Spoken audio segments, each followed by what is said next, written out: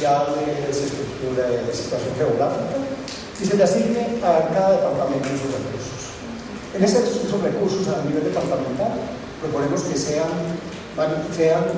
digamos, sirvan a que la Dirección Territorial de Salud Pública, o sea, una Secretaría reconstituida de Salud Pública, sea la que oriente la contratación con la red pública y también con la red privada de ese paquete de beneficios únicos que hemos señalado, pero no manejan los recursos, un poco también para advertirnos contra la corrupción, la politiquería barata que lastimosamente ha afectado a esta institución. No manejan los recursos, sino que los recursos están manejados prioritariamente para hacer los pagos comprometidos por la dirección territorial a quien corresponde. Y quienes pudieran participar en ese manejo fiduciario, tanto a nivel nacional como a nivel departamental, lo que hoy son las EPS, y que esas EPS, convertidas en instituciones manejadoras de esto, también se pueden encargar de lo que van a hacer, del recaudo de aportes, por ejemplo, del recaudo de aportes. Y frente a eso reciban una asignación por cada departamento de acuerdo con estimaciones técnicas que debe hacer el Ministerio de la Producción. Yo creo que concluyo porque ya el tiempo terminó, solamente pasando el desarrollo. No se ven los finales. Hay algunas características que se enumeran aquí. Que son importantes en la casa. Hablamos algo del sistema de información, de la gestión social del conocimiento, la cooperación internacional, que nuestro interés es fundamental, prestaciones económicas que tienen lo que tenemos, unidad de medicina preparada, que nuestros fundamental, y el poder de regulación de la policía. Yo agradezco mucho que hayan escuchado esta presentación, está abierta a mesa de debate, es algo muy concreto, es un texto breve. Yo creo que la ley debería ser una ley concisa en lineamientos generales y romper con eso que fue la ley ser un mamotreto incomprensible lleno de decretos donde se difumina cualquier posibilidad de entendimiento de comprensión, y que hay que volver a un concepto de simplicidad precisamente para que en esa simplicidad inteligente el ciudadano pueda tener claridad de sus derechos y no se le oculten precisamente en todos esos resquicios de la normatividad que ha dado lugar al robo de recursos, al saqueo, a la desadministración, a la negación de servicios, al maltrato de la gente. En ese momento creo que podemos retomar elementos del pasado, pero no en la misma dimensión de como lo hicimos en el pasado, sino elementos que se venían construyendo históricamente importantes y que los tengamos en consideración a la luz de los aprendizajes hechos, de la incorporación de las nuevas tecnologías, de nuevas reflexiones sobre lo que ocurre en el mundo presente. Muchas gracias por la atención.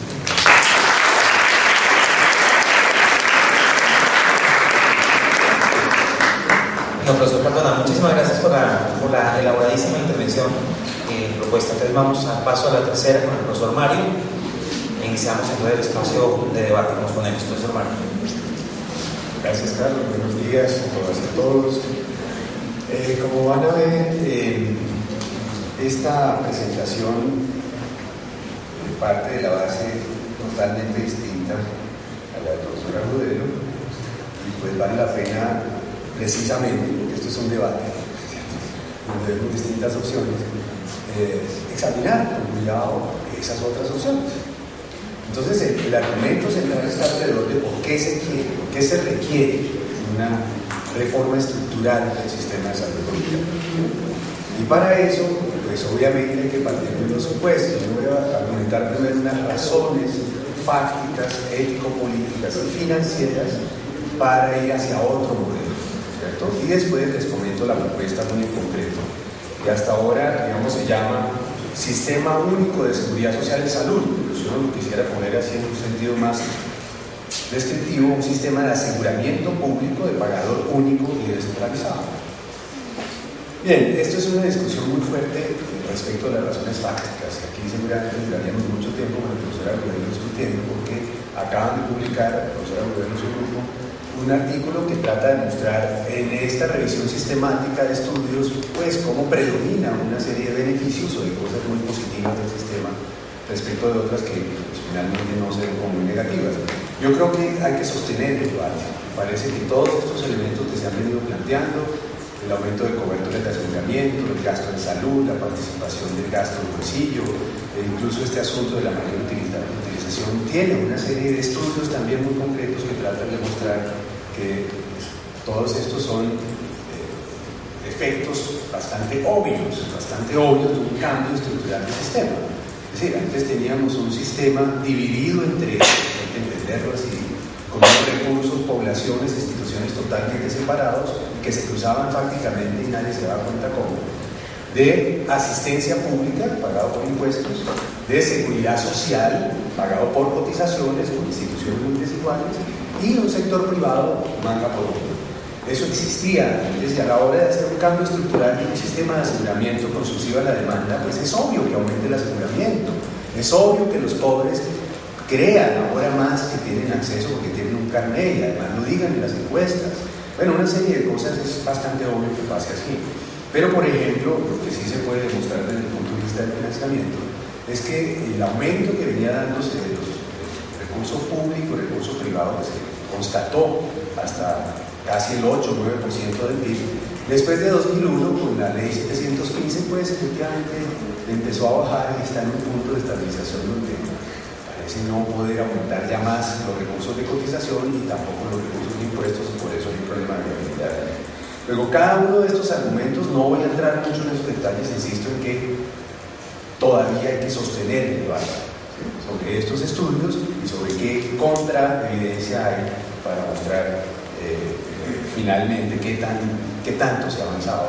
Por ejemplo, una cosa que se ha venido mostrando de cómo al imputar en el ingreso de las familias el subsidio a la demanda que implica el régimen subsidiado, entonces obviamente disminuye la línea de pobreza y mejora el Gini. Pero la metodología de imputación es terriblemente simple, y al contrario, confunde muchísimo. Entonces tampoco se pueden aceptar esos estudios simplemente pues porque presentan unos cuadros muy bonitos. No hay que entrar mucho en la metodología profunda de cada uno de ellos y por eso no voy a insistir en eso. Pero hay otra serie de evidencias que pues también depende de cómo se lean, pues uno hace, por lo menos toma decisiones distintas. Está claro que el aseguramiento tiende a quedarse en un punto con un proceso de flexibilización laboral cada vez más fuerte, con el problema de la dificultad que tiene un trabajador independiente de bajos ingresos de sostener en medio de la inestabilidad laboral una forma de cotización. Eso es clarísimo. Y también está llegando a su límite precisamente los recursos públicos destinados a través del régimen subsidiado, y ahora hay que sacar gente del régimen subsidiado a toda costa.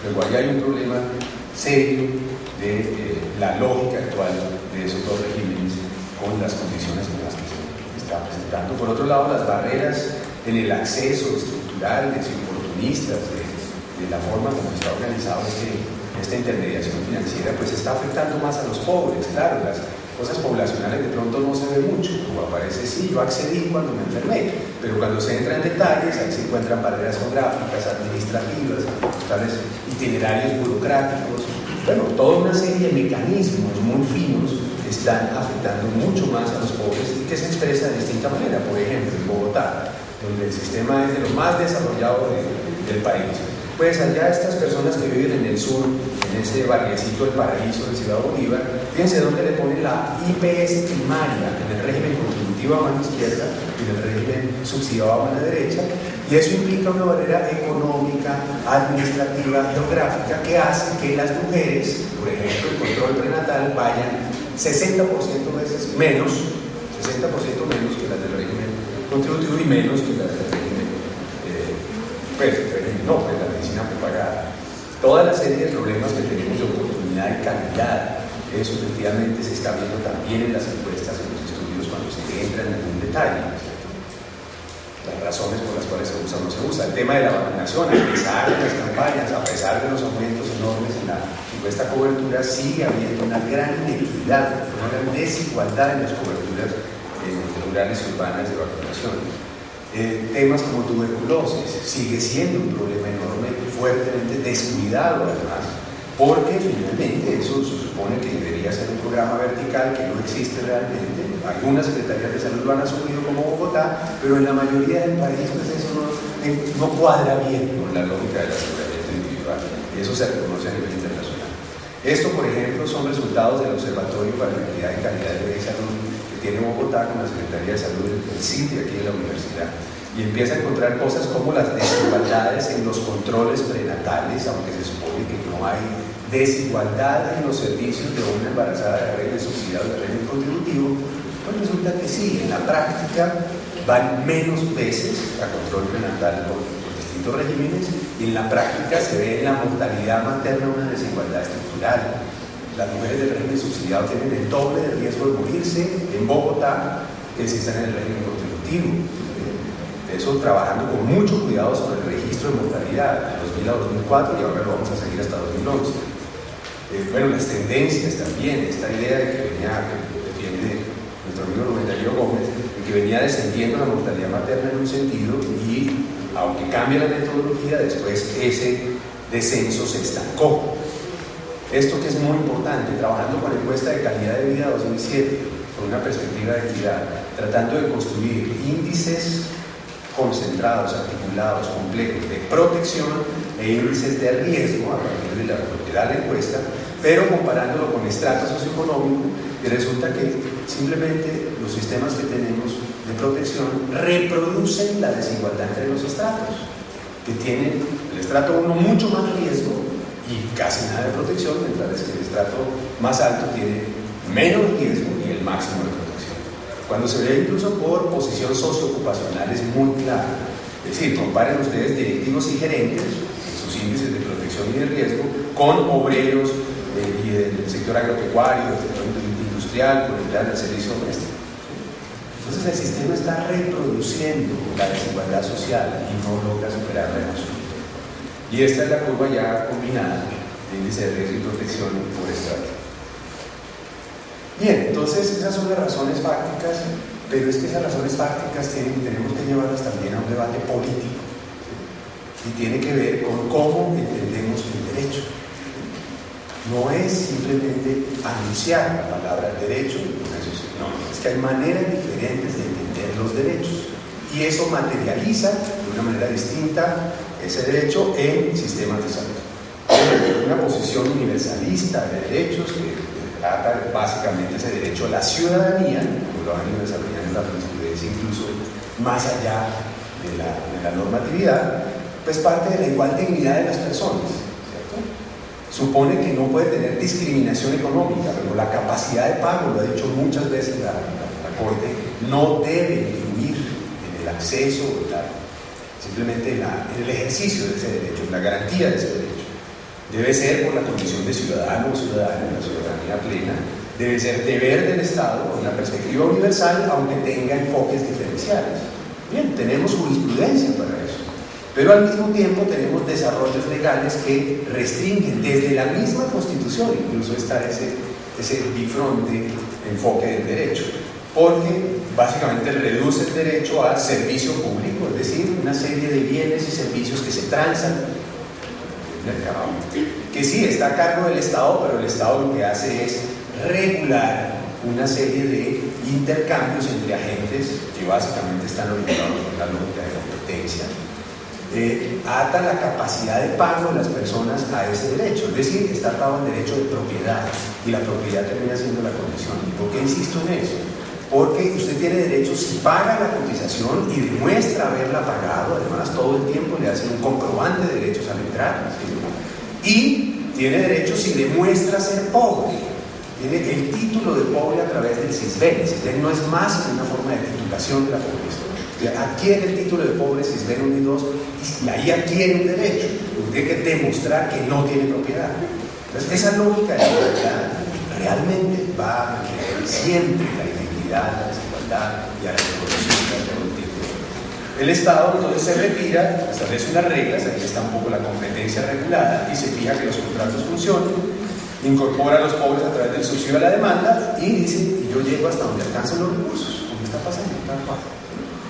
Eso no entra en los detalles, pero tiene todo que ver con una manera de desarrollar técnica y científicamente las relaciones entre las personas y los agentes. Es un grupo de teorías que se llaman claramente neoclásicas en economía y que se articulan para tratar de diferenciar bienes privados de bienes públicos, que los bienes privados estén a cargo del mercado con competencia regulada, claro que sí, con teoría de la agencia, claro que sí, y los públicos solamente a cargo del Estado, de manera que eso sí le corresponde por las altas externalidades a la obligación del Estado. Pero esa lógica está perfectamente articulada a la manera como se entiende el derecho a la salud ligado a la propiedad. Es decir, son unas articulaciones que van más allá de lo técnico, al contrario, que muestran las relaciones entre lo técnico, lo político y lo académico teórico. Eso cubre también en riesgos profesionales, se consideran simplemente bienes privados, un seguro de empresa o de trabajador independiente que puede pagar él. Claro, excluye a todo el mundo, a mucha gente, el 16% de cobertura en su momento más alto.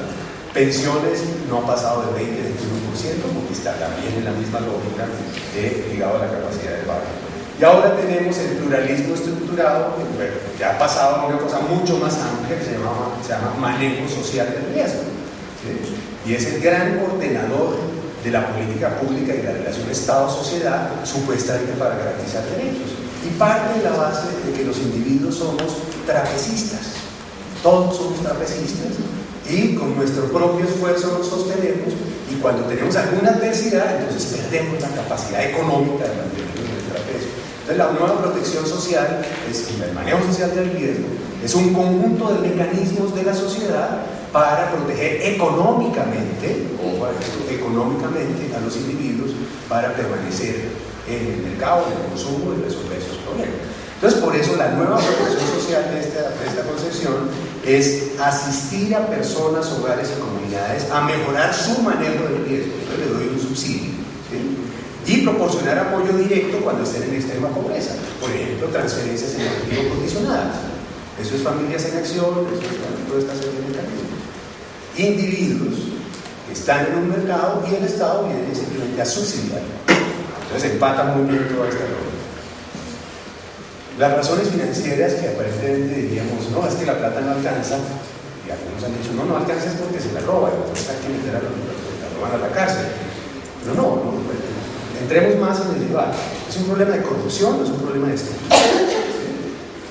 Yo creo que si uno examina cada uno de los aspectos que están discutiéndose como corrupción, puede encontrar una explicación en la estructura. Por ejemplo, el delito que está diciendo la Superintendencia de Industria y Comercio de colusión, el pacto ilícito para dañar a terceros, que es que las EPS se pusieron de acuerdo para decir qué es POS y qué es no POS. ¿Pero por qué lo hacen? Porque obviamente tenían inestabilidad en su rentabilidad, sin definir esas famosas zonas grises, y además les va muy bien si dicen esto es POS y esto es no POS. Cuando dicen esto es no POS, entonces tienen un doble mecanismo de ganancia. No se gastan la UPC que debería pagar el POS y además pueden recobrar. Y recobran con sobrecostos. Pues claro, que tiene la rentabilidad buenísima eso. La inversión de los recursos de UPC en infraestructura, ya se ha generado. El problema es integración vertical. Y ya ellas se dieron cuenta que eso está muy discutido, y todo lo que hacen es una estrategia de articulación, coordinación de negocios. ¿Saben cómo? Sus 80 empresas coordinando la forma de articulación en medio de unas reglas de un cooperativismo que obviamente nadie lo está vigilando, y además son 80 empresas distintas, pero todas articuladas alrededor del negocio. O el sobrecosto del gasto de medicamentos POS. Obvio, si la UPC aumenta de acuerdo a lo que yo me gaste como EPS e informo al año terminado o al año siguiente, pues tengo un estímulo permanente a gastarme la UPC. Eso no puede identificarse con costos de atención del país. Al contrario, se vio con toda claridad que las que están integradas con sus propios proveedores de medicamentos incrementaron del 16 al 24% los gastos de medicamentos, pasándole a sus empresas la plata de la UPC. Es decir, hay mecanismos permanentes. Me queda muy poco tiempo y no voy a entrar en todos, pero hemos detectado por lo menos 11 mecanismos con cada uno de los aspectos que dicen que es un problema de corrupción. Pues hay unos elementos, unos estímulos, ¿cierto?, permanentes en el sistema de la estructura que hacen cada vez más rentabilidad para la gente dominante, que obviamente son las empresas. Y claro, la 1438 pues, es simplemente una vuelta de tuerca, es decir, es tratar de hacerle unos ajustes sin resolver los problemas de fondo. Realmente no toca para nada el poder de las EPS, al contrario, va a disminuir el número de EPS porque les exige cada vez más una supuesta capacidad financiera y no afecta para nada esas venas rotas por donde se está saliendo la recursos. Entonces, en síntesis, miren, el modelo de aseguramiento de competencia regulada y subsidio a la demanda, que es excepcional en Colombia, no es comparable con otros países, no permite ni permitirá garantizar el derecho fundamental en perspectiva universal a la salud. En esa, universalista, mejor. La intermediación es costosa, no genera valor agregado y al contrario, extrae valor de lo que ponemos toda la sociedad. Se privilegia la rentabilidad por encima de la salud, el lucro derivado de toda esta serie de cosas, que está demostrado en varios ejemplos de tutela, y es necesario construir un nuevo sistema. Esta es la cosa. Entonces vamos a entrar ya a cuál es la propuesta. Y esta propuesta es una construcción colectiva de distintos actores académicos, sociales, políticos incluso, de ONGs, de universidades, de asociaciones de pacientes, de asociaciones profesionales, y ya también está escrita en la forma de proyecto de ley. Estamos simplemente puliendo la última versión, que debe salir la semana entrante, para que entre a la discusión, y que obviamente tiene unos principios mucho más ligados a esa perspectiva universalista. Igual dignidad, solidaridad a base de interdependencia, justicia social con reconocimiento y redistribución, interculturalidad fundamental, sustentabilidad territorial con dinámica socioambiental, autonomía y autodeterminación y la posibilidad de emancipación también de las personas en ese sistema, no necesariamente obedezca, cumpla las órdenes, sino ejerza su autonomía. Bien, con unos ordenadores que en todo caso aquí en el proyecto de ley no pueden estar porque se reduce el proyecto de ley a una reglamentación del derecho a la salud, pero que tendría que articularse esta iniciativa a otras cosas más amplias, ciudadanía plena, como lo acaba de mencionar Álvaro, es decir, articulación de distintos derechos, pero también en procesos de democratización de la sociedad. Esto no se puede lograr solamente en el campo de la salud, requiere reconstruir lo público, que podamos retomar lo público entre los ciudadanos, incluso retirarlo de esos agentes que dentro del Estado también hacen extracción de rentas, y afectar también la política económica, la forma de organización. Es decir, este tema de la tierra, por ejemplo, lo que acaba de salir con Naciones Unidas, es evidentísimo que no ha solucionado este país en sus 200 y pico años de existencia el problema de la tierra, y al contrario cada vez la concentra más, que es el núcleo duro de conflicto político, armado, económico que tenemos. Entonces, bueno, eso implica una serie de cambios que obviamente no van a salir solo del sector salud, requieren toda una movilización y una discusión más amplia, pero ya en el campo específico, el proyecto de ley que estamos presentando parte efectivamente de una definición muy clara, atada a los desarrollos jurisprudenciales y al bloque de constitucionalidad sobre el derecho fundamental autónomo a la salud. Y el medio para garantizarlo es un sistema de seguridad social único, público, universal, pero que se articula a otros sectores. Y eso es muy importante, lo de la articulación. No ligado a la capacidad de pago de los individuos. Ahora les muestro cómo.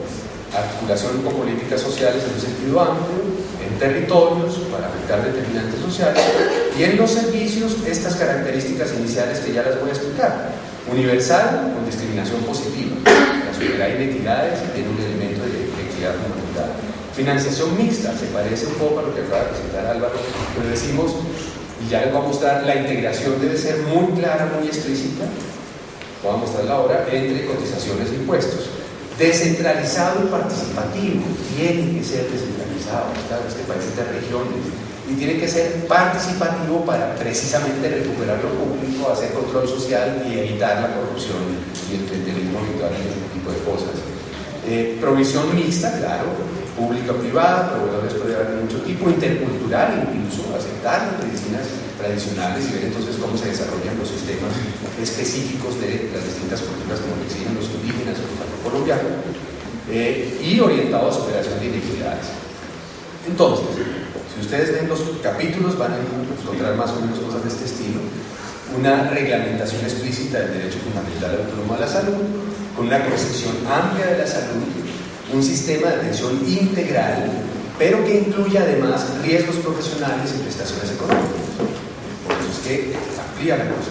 Y la forma de expresarlo, la forma de decir, no hagamos un post, sino más bien cómo se garantiza ese derecho, es explicando o exponiendo un conjunto de garantías del derecho, llamamos así garantías, alrededor de la atención primaria integral en salud, ¿cierto? Con una alta resolutividad e intersectorialidad, unos servicios ambulatorios especializados y hospitalarios de segundo, de tercer o cuarto nivel que requieren formas específicas de relación entre pagador y prestador, servicios especializados de salud ocupacional que también requieren una cosa específica, programas de control de enfermedades de interés en salud pública. Efectivamente hay que restablecer algunos programas verticales que son claramente verticales y se necesita tener esa perspectiva vertical. Y prestaciones económicas, se llaman garantías. Este no tiene post, no tiene un paquete de servicios, pero sí dice con toda claridad el límite del derecho en lo que hace a la atención en salud tiene tres elementos fundamentales muy sencillos, incluso se pueden discutir en concreto, que es intervenciones de carácter experimental, medicamentos, equipamientos, intervenciones que se servicios de carácter cirugía estética, estrictamente estética, y atenciones en el exterior. No se le paga a alguien que se vaya para Houston. Bueno, cosas de ese estilo, nada más.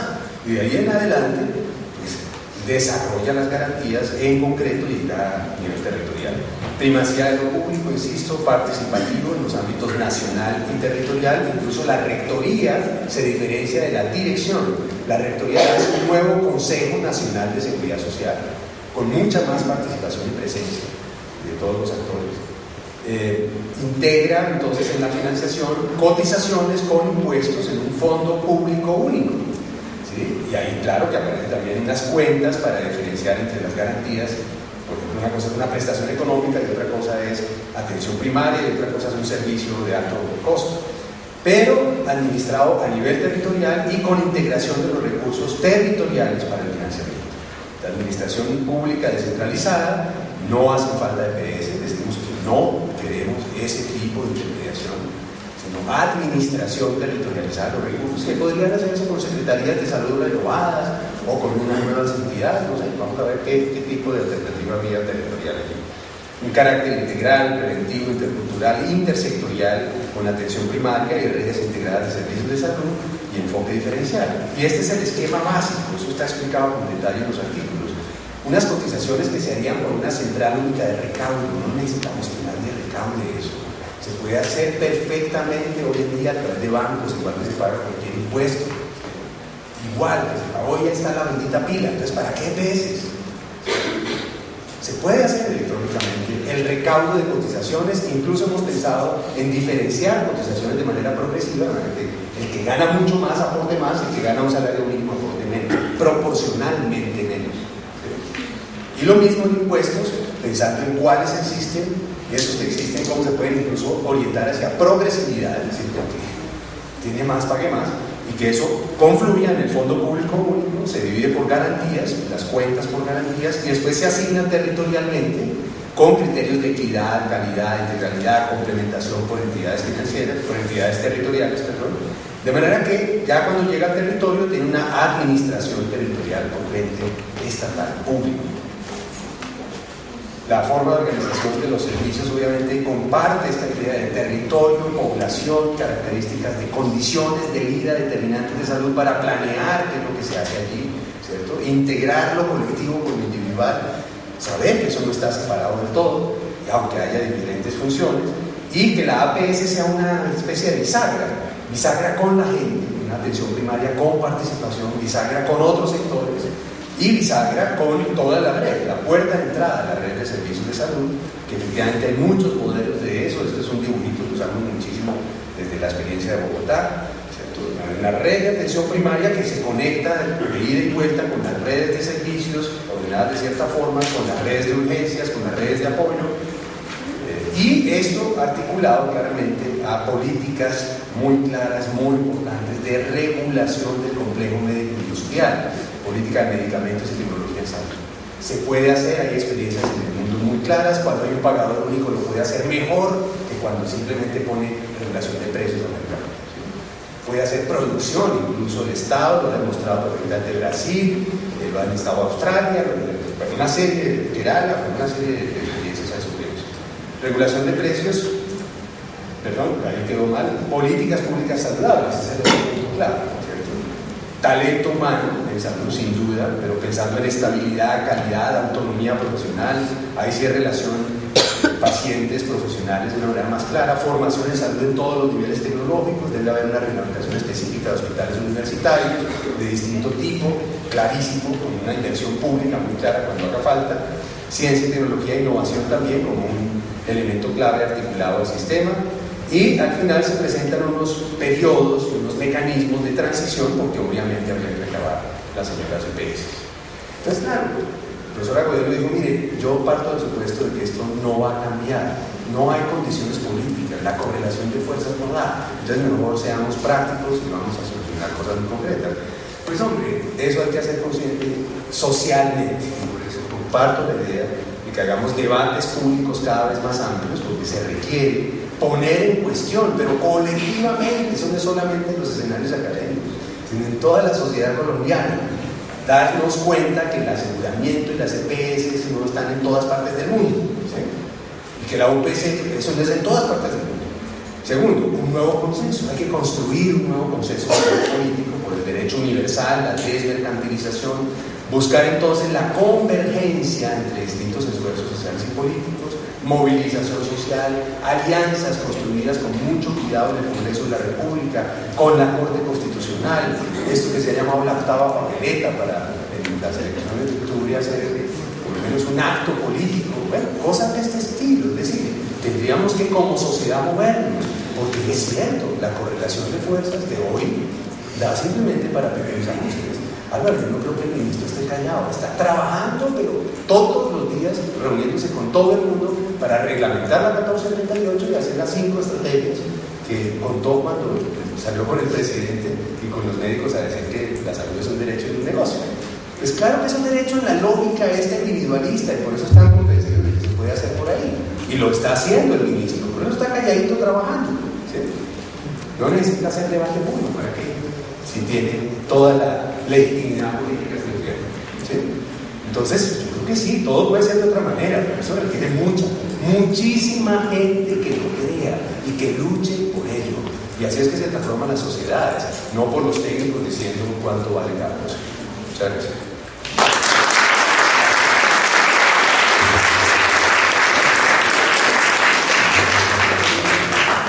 Muy bien, entonces, aunque nos pasamos un poquitico en la presentación del profe, pero pues estuvo dejar de ver la propuesta completa.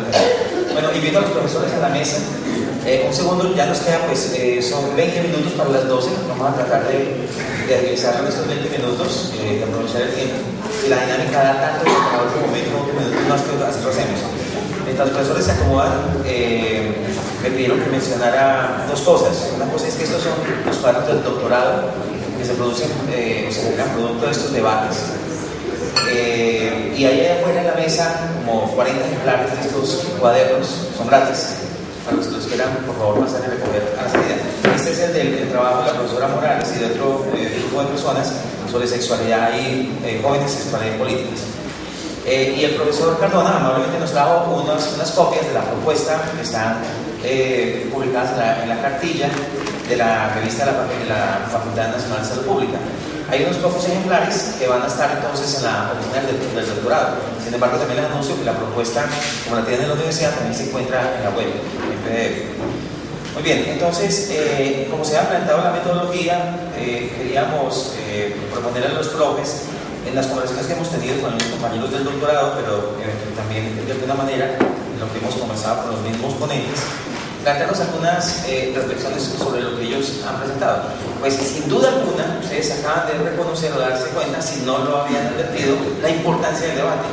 Es un debate que sigue absolutamente vigente y no por, digamos, puede darse por acabado el asunto de la reforma en el país con la 1438 y que todo el mundo está a la expectativa de la reglamentación.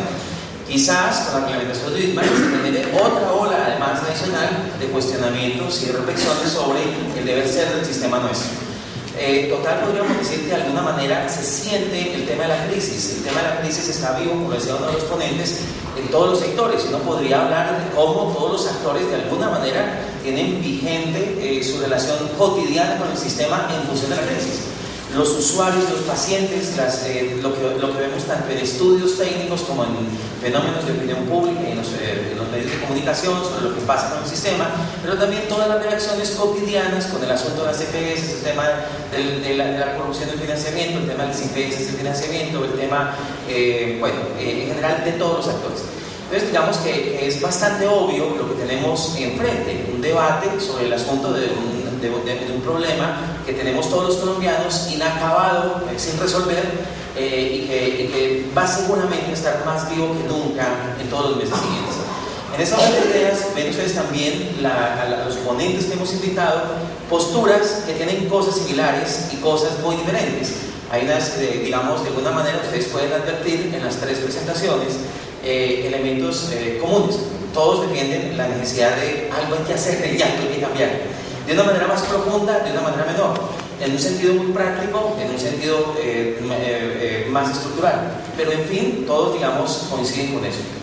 En ese sentido, estábamos planteando una primera pregunta. Y la primera pregunta que queríamos hacerle a los ponentes es acerca de un diálogo que habíamos tenido alguna vez también con algunos compañeros del doctorado y que, digamos, se circunscribe muy bien al perfil de las presentaciones. Y es la pregunta acerca de cuánta reforma se necesita.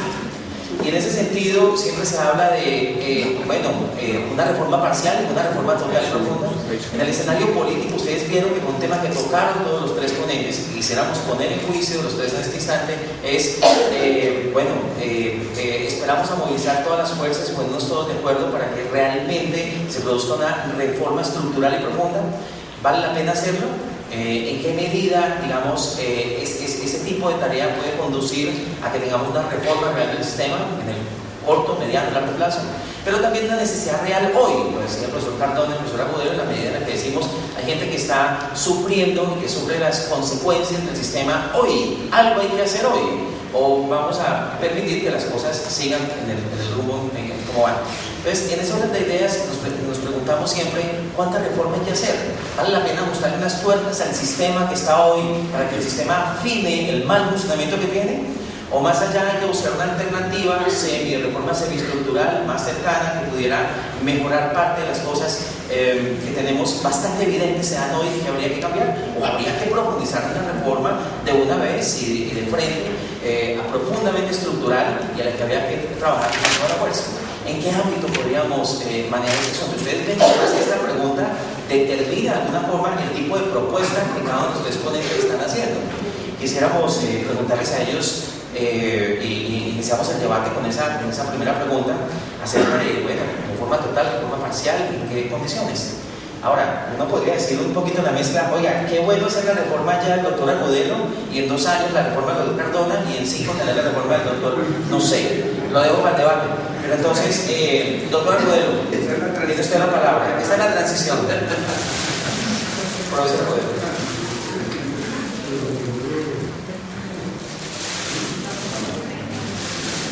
Los amigos. Se mueven dos por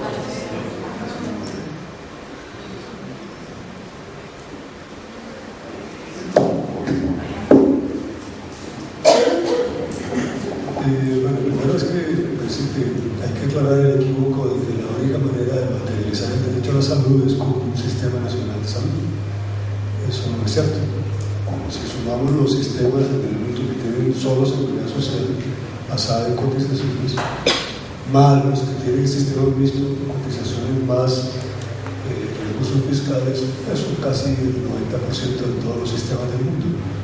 Y pues nadie diría que ahí no se materializó el derecho a la salud. Esa es la primera cosa. La segunda cosa es que pues yo diría que para hacer las propuestas que presenta el profesor Cardona y el profesor Hernández se necesitaría al menos una microrevolución, por lo menos un poquito, ¿no? Algo de cambio pues en el Estado y las fuerzas políticas y ese tipo de cosas. Pero no quiero dividir el debate, partamos de la hipótesis de que es posible hacerlo bueno. independientemente de cuál es la situación política, que hoy fuera posible hacer cualquier tipo de cambio. Bueno, yo aún discutiría la necesidad de aplicar el modelo de constituir un fondo único como alternativa para Colombia, tanto en la forma como lo presenta el profesor Hernández como un fondo único, o como lo presenta el profesor Cardona, digamos, como administradoras regionales o gubernamentales. Me parece que en ambos casos la palabra descentralización es un chiste. Eso no cumple ni las normas legales ni constitucionales de lo que es la descentralización. Es más bien, es un banco, una cuenta que tiene oficinas en todo el país, pero que está centralizada, unidad de empresa y todo lo demás, incluso con una cuenta divisaria, que por toda cuenta divisaria pues tiene quién la maneja, quién decide qué se hace con eso. Lo cual implica en términos concretos, claros, sin ninguna duda, que nos llevamos por delante la ley 715, el sistema general de participaciones, los recursos que manejan los municipios y departamentos de salud que tendrían que ser entregados a ese fondo, y toda la descentralización, simple y llanamente, toda la descentralización en salud desaparecería inmediatamente. El único papel, bueno, en el caso del doctor Hernández, ni siquiera pues los secretarías entrarían a jugar nada en ese esquema de recursos. Por lo menos el doctor Cardona plantea que podrían contratar y que todo pase los recursos que le asignen la unidad departamental respectiva, pero una vez que han entregado todos sus derechos y todos sus recursos, antes no. O sea, sin descentralización. Si ese mismo esquema se aplica a lo demás, se terminó la descentralización económica. Y volvemos a un Estado centralizado. Y volvemos a un fondo totalmente centralizado. Yo me pregunto si, en virtud de que ese tipo de esquemas está blindado mucho más que lo que tenemos ahora frente a la corrupción. No entiendo cuál es la argumentación y por qué ese sí está blindado contra la corrupción. Si ahora tenemos la plata en varias manos y hay corrupción y se roban la plata, entonces probablemente la solución es que la pongamos en una sola mano porque se la roban todas de una sola vez. ¿Sí? Entonces, eso sí, hay un fondo nacional que depende del ministerio, que es una línea directa de mando entre el ministro de salud, el gerente del fondo a nivel nacional y todos los fondos que son oficinas desconcentradas, que no obedecen al criterio de la descentralización, que pasan por encima de todo el mundo. Eso es yo diría que es el Sistema Nacional de Salud mejorado, aumentado y vuelto pues ahí sí como solución, no sé de qué tipo. Me parece que no. Es decir, si la idea es, si mis colegas de izquierda están ahora en el plan pues, de acabar la democracia local y los sistemas que tienen que ver con la capacidad de decisión local que están implícitos en todos los esquemas de descentralización, que yo sí me pregunto no eso. Francamente es cerrarle inmediatamente la puerta a un sistema, a todas las formas de descentralización que tienen su razón y justificación, así no nos guste, así como cuando se echó a andar hace 30 años la argumentación para no aceptar que eso iba a quedar en manos del narcotráfico. Y entonces era mucho mejor que hubiera un gerente, un gobernador y un alcalde nombrado por el presidente y un director del hospital regional nombrada por el ministro y que se manejara toda la línea, llamarlo así, porque la comunidad no tenía la posibilidad de hacer la experiencia de aprender a hacer política, porque simplemente no tenía que quedar en manos de los corruptos y el narcotráfico. Entonces ahora, nuevamente, como que vamos a volver a una solución pues centralizada en materia de salud. Y que es como la forma pues, de resolver el asunto. Y permítame decir que yo conozco la propuesta, la presenta el profesor Cardona escrita con todos los detalles. Me encanta conocer a Hernández porque solo he leído algunas presentaciones, pero sigo viendo una alta coherencia entre los problemas que se presenten resolver y la forma de resolver. O sea, el fondo es como un fondo mágico, resuelve todo. Y bueno, se enfrenta a todo y con eso se reforma todo y cambia todo. Pero no veo realmente cómo se puede responder a todas las cosas que aparentemente deberían quedar resueltas. Lo cual quiere decir que pues, la manera de organizar y estructurar un sistema es su parte de fuentes y formas de financiamiento, es tan solo una parte del asunto. Los problemas de equidad que se han logrado resolver con el desarrollo del sistema de salud en Colombia son lo que podríamos llamar problemas de equidad de primera generación, aquellos que están ligados a la falta de afiliación, a la falta de acceso, etcétera, etcétera. No los otros. Los países desarrollados publican cada año un informe de países que hace 50 años tienen universalidad, que son países desarrollados y que siguen enfrentados todavía a problemas de equidad, como lo que presentó el profesor del mundo de quinta y sexta generación, ya de la diferencia de cómo se utilizan los servicios todavía entre blancos y negros, entre los de tal y los de la otra, los que están al norte, los que están al sur, los que viven cerca de los. Eso sigue existiendo todavía en los países desarrollados. Hasta ahora no hay ningún sistema que haya logrado resolver todo ese tipo de cosas. Cada problema de equidad tiene una respuesta integrada de solución. Gracias, profesor Agudelo. Bueno, veo el debate con toda la gana. Mario está que se habla. Profesor Cardona, por favor, sigue usted. Le doy la palabra. Señor.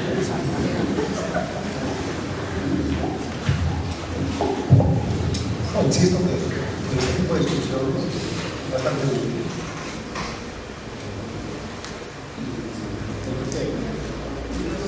En la presentación del profesor Agudelo hay una parte que nos permite retarnos la pregunta.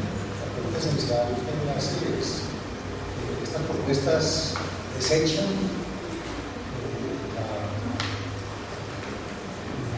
la estrategia, la política de descentralización que ha avanzado de alguna manera normativamente? No pienso que en la práctica nosotros hayamos hecho un buen desarrollo de la descentralización efectiva, participativa, técnicamente desarrollada con ciencias sociales. Pero la pregunta me parece bastante pertinente. Yo pienso que la propuesta que hacemos de la Facultad Nacional de Salud Pública, los docentes que he mencionado, no desestima la descentralización. Creo que no la contradice. De hecho, la creación de este fondo, decimos, esto recoge lo que es de una dimensión nacional, una dimensión nacional, la cotización, no tiene particularidad, las cotizaciones, los recursos del presupuesto general de la nación, pues así, pero los recursos del sistema de participación estarían asignados específicamente, son importantes, al fondo que se constituye en los departamentos, se constituyen allá, no se toca ese criterio. Y lógicamente que renovar un sistema de salud implicará hacer ajustes, repensar indudablemente para atrás elementos de la ley 100, por supuesto, elementos de la ley 60, de la ley 715, hay que redimensionarlo. Creo que eso no debe ir en un texto de ley, porque es un trabajo juicioso, técnico, que luego tiene que hacer un ministerio consolidado, un ministerio que tenga una calidad de lo que debe cumplir el país, y que eso seguirá siempre a darse desde el trabajo para el Estado. Se contradice la descentralización en los términos de ajustarse a las particularidades locales y regionales que tienen que ver con los perfiles de movilidad, de mortalidad, de factores de riesgo social y del ambiente. No, creo que no. Porque efectivamente lo que estamos diciendo es hay un plan de salud, un plan bastante amplio, indicador, frente al cual cada departamento tendrá la potestad de organizar, reconstituida una dirección estatal, la dirección sólida, tendrá la posibilidad de plantear cómo se resuelven los problemas de ese perfil epidemiológico, de las características sociales, y mediante esto avanza en la contratación con la red pública y con las instituciones privadas. A partir de ese momento, concreta autonomía de recursos.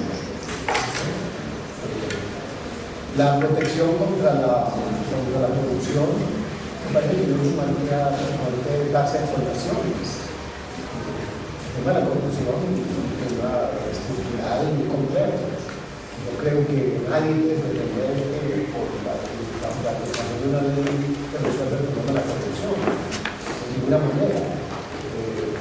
Y pienso que por ese tema las tareas de ingeniería es una reflexión inútil. Tiene que ser un tema de la sociedad que cada vez va determinándose técnicamente en sus comportamientos, en la definición de sus políticas, en el concepto de que es una política, de qué es la política, de qué son los gobiernos, eso es lo que vamos a pensar. O sea, no me metería en el tema de resolver la corrupción o no, pero sí pienso que decir que no le confiemos a unas instituciones